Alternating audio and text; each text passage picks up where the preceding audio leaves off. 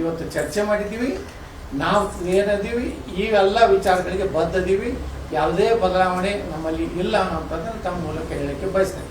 Sir, ಒಂದು clarification sir. ಈಗ ನಡ್ಡಾ ಅವರಿಗೆ ಪತ್ರ ಬರೆದಿರ್ತಕ್ಕಂಥವ್ರು ಯಾರ್ಯಾರು ಅಂತ ಒಂದು, ಮತ್ತೆ 2 ದಿನಗಳ ಸಮಯ ಅಂತ ಹೇಳಿದ್ರೆ 2 ದಿನಗಳ ಅದು, ಮತ್ತೆ ದೆಹಲಿಯಲ್ಲಿ ಸಭೆ ಅಂತ ಹೇಳಿದ್ರೆ ಈ 3 ವಿಚಾರ ಕ್ಲಾರಿಫಿಕೇಶನ್ ಮಾಡೋದು. ನೋಡಿ, ನಡ್ಡಾಜಿಯವ್ರಿಗೆ ಪತ್ರ ಬರೆದಿರೋಂತೂ 100% ಸತ್ಯ.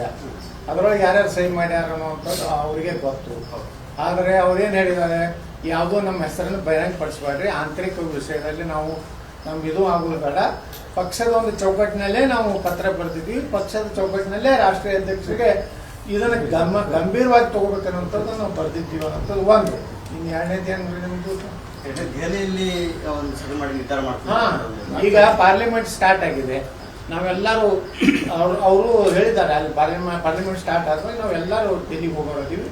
ಅಲ್ಲಿ ಕೂತು ಇನ್ನೂ ಅಲ್ಲಿಯೂ ಏನು ನಮ್ಮ MP ಗಳಿದ್ದಾರೆ, ಕೇಂದ್ರ ಸಚಿವರಿದ್ದಾರೆ, ಎಲ್ಲರನ್ನ ಕೂತ್ಕೊಂಡು ಚರ್ಚೆ ಮಾಡಿ ಅಂತಿಮವಾಗಿ ಯಾರು ರಾಜ್ಯಾಧ್ಯಕ್ಷರಾಗಬೇಕು, ಸಾಮಾಜಿಕ ನ್ಯಾಯ ಇರಬೇಕು, ಎಲ್ಲ ಸಮುದಾಯಗಳಿಗೆ ಹಿಂದುಳಿದ ವರ್ಗ, ಪರಿಶಿಷ್ಟ ಜಾತಿ, ಪರಿಶಿಷ್ಟ ಪಂಗಡ, ಒಕ್ಕಲಿಗ, ಲಿಂಗಾಯತ ಯಾವ ಸಮುದಾಯಕ್ಕೂ ಅನ್ಯಾಯ ಆಗದ ರೀತಿಯಲ್ಲಿ ಈ ಒಂದು ಜಾತಿ ಸಮೀಕರಣ ಮಾಡಿ ಒಂದು ರಾಜ್ಯ ಪದಾಧಿಕಾರಿ ಮಾಡಬೇಕು ಅಂತ ಒಂದು ನಿರ್ಣಯವನ್ನು ನಾವೆಲ್ಲ ಕೂಡ ಮಾಡೋಣ.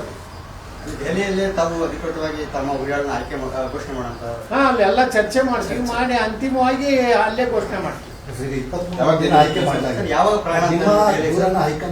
ನಾವು ಸಂಪೂರ್ಣ ವಿರೋಧ ಇದ್ದೀವಿ. ಅವರ ಜಿಲ್ಲಾಧ್ಯಕ್ಷ ಮಾಡಿದ್ದಕ್ಕೆ ನಮ್ಮ ಒಪ್ಪಿಗೆ ಇಲ್ಲ. ಅದನ್ನೇ ನಮ್ಮ ಮೊದಲೇ ಹೇಳಿದ್ರು. ಅವ್ರು ಯಾರನ್ನೇ ವಿಶ್ವಾಸಕ್ಕೆ ಹೋಗಲಿಲ್ಲ. ಏನೋ ನೀವು ನಿನ್ನೆ ಹೇಳಿದ್ರೆ ನಮ್ಮ ಪತ್ರಕರ್ತರು ಹೇಳಿದ್ರೆ 2-3 ತಿಂಗಳಿಂದ ನಾವು ತಯಾರು ಮಾಡಿ ಏನೂ ಇಲ್ಲ.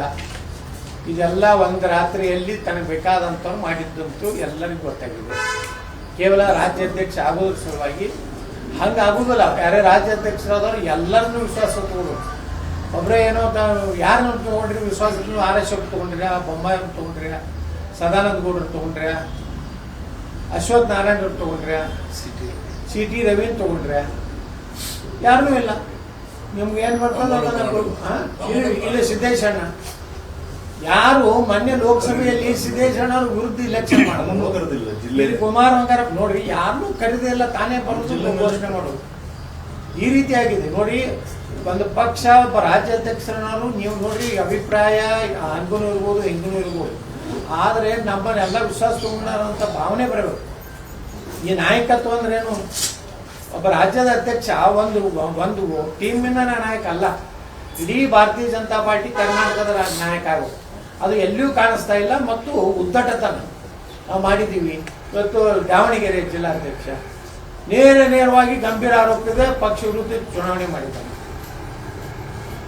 ಅಲ್ಲಿ ಬೀದರ್ನಲ್ಲಿ ನೇರವಾಗಿ KJPಯಿಂದ ಮನ್ನೊಂದು ಜಿಲ್ಲಾಧ್ಯಕ್ಷ ಮಾಡ್ಯಾರ, ನೇರವಾಗಿ ಮೊನ್ನೆ ಭಗವಂತ ಖೂಬಾ ವಿರುದ್ಧ ಇಲೆಕ್ಷನ್ ಮಾಡಿದ್ದಾರೆ.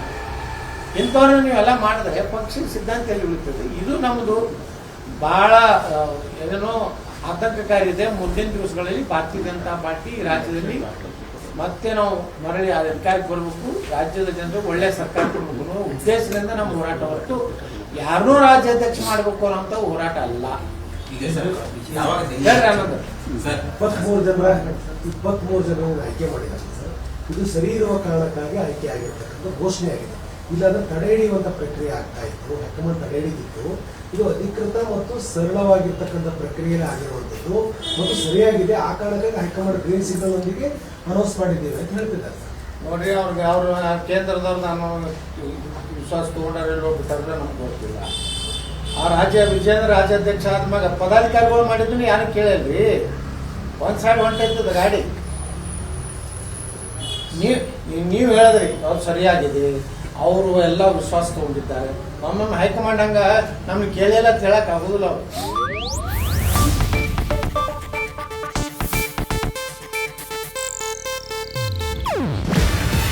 ಇದು ಏಷ್ಯಾನೆಟ್ ನ್ಯೂಸ್ ನೆಟ್ವರ್ಕ್ ಪ್ರಸ್ತುತಿ. ನೀವು ನೋಡ್ತಿದ್ದೀರಾ ಏಷ್ಯಾನೆಟ್ ಸುವರ್ಣ ನ್ಯೂಸ್.